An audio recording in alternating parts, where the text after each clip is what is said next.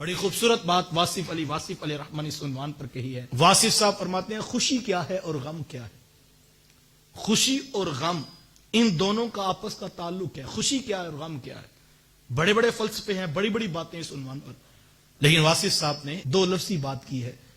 واصف صاحب فرماتے ہیں بندے کی مرضی اور رب کی مرضی میں فرق کا نام غم ہے.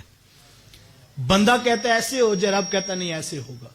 جیسے فرق پڑتا ہے بندہ غمگین ہو جاتا ہے. جب تک بندے کی مرضی جو ہوتی ہے رب اگر ویسے کر دے تو پھر بندہ خوش ہو جاتا ہے. بندے کی مرضی ہے کہ میرے ہاں اولاد نرینہ پیدا ہو, مجھے اللہ بیٹا عطا کرے. بیٹا پیدا ہوتا ہے, رب کی بھی یہی مرضی, بندے کی مرضی تو خوشی پیدا ہوگی. لیکن بندہ کہتا ہے کہ میرے ہاں بیٹا ہی پیدا ہو, لیکن اولاد نہیں ہوتی. بندہ چاہ رہا ہے, رب نہیں چاہ رہا. تو بندے کی مرضی اور ہے, رب کی مرضی اور. جب فرق آیا پھر غم پیدا ہو گیا. تو دکھ پیدا اس وقت ہوتا ہے جب بندہ اپنے آپ کو رب کی مرضی سے دور کرتا ہے, اور جب اپنے آپ کو کھینچ کے مالک کی رضا پہ لے آتا ہے پھر وہ غم میں بھی خوشیاں محسوس کرتا ہے. بادشاہ وقت کا گزر ہو رہا ہے. دریا کے کنارے ایک جو ہے وہ درویش بیٹھا ہے اور اپنی مستی میں مست بیٹھا تھا. تو بادشاہ کا گزر ہوا, شاہی بیڑا گزرا, تو فقیر اپنی مستی میں مست بیٹھا تھا. اس نے نظر اٹھا کر بھی نہ دیکھا. تو بادشاہوں کو چاہ تو ہوتا کہ جب ہم گزریں تو لوگ نظریں اٹھا اٹھا کے ہماری طرف دیکھیں. یہ تو آئے دن روڈ بلاک ہوتے ہیں. اس کی بڑی وجہ یہی ہوتی ہے کہ دکھانا مقصود ہوتا ہے کہ جناب یہ پروٹوکول ہے ہمارا, 20 گاڑیاں گزر رہی ہیں اور لوگ کھڑے ہو کر ہمیں دیکھیں, ہم گزرے. ہم وزیر ہوتے ہیں, ہم مشیر ہوتے ہیں, ہم MNA MP ہوتے ہیں. تو یہ جو پروٹوکول کا نشہ, اس کا مقصود بھی یہ ہوتا ہے لوگ ہمیں دیکھیں اور ہم گزریں. اور یہ وہ تباہی ہے جو انسان کو برباد کر دیتے.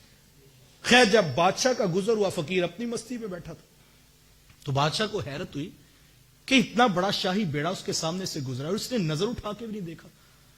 تو خیر بادشاہ واپس پلٹا اور اس نے آ کر فقیر سے کہا کہ درویش سنا کیسی گزر رہی. تو اس نے کہا بادشاہ اللہ کا بڑا کرم ہے, بڑی خوبصورت گزر رہی. تو کہا پھر بھی بتا تو صحیح کیسی گزر رہی. اس نے کہا بادشاہ اس سے اچھی اور کیا گزرے گی کہ سورج میری مرضی سے طلوع ہوتا ہے اور میری مرضی سے ہی غروب ہوتا ہے. بادل میری مرضی سے برستے ہیں, بارش میری مرضی سے آتی ہے, ہوائیں مجھ سے پوچھ کے چلتی ہیں.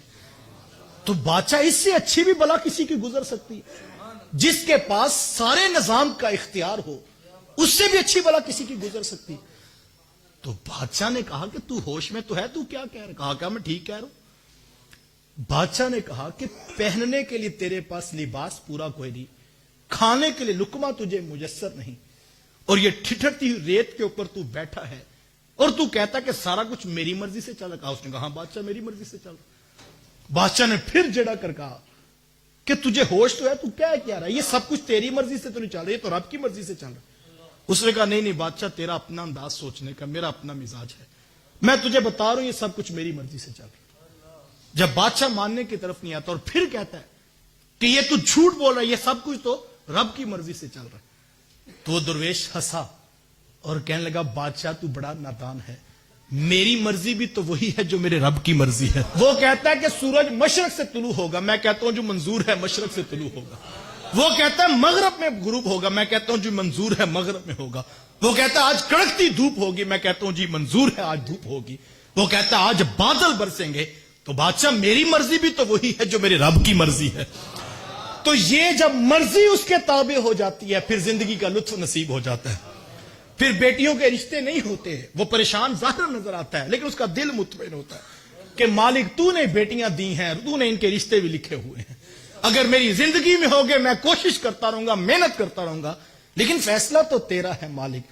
اور یہ جب چیز نصیب ہو جاتی ہے پھر بندہ خوش ہو جاتا ہے, پھر بندہ مطمئن زندگی گزارتا ہے. پھر وہ دولت کو دیکھ کر دوڑنے لگاتا, وہ اپنے مقصود پہ راضی رہتا ہے, پھر وہ اپنے رب پہ راضی رہتا ہے, جس کو رب کی مرضی میں رہنے کا مزاج نصیب ہو جائے. اور یہ اتنی بڑی بات ہے, اتنی بڑی بات ہے.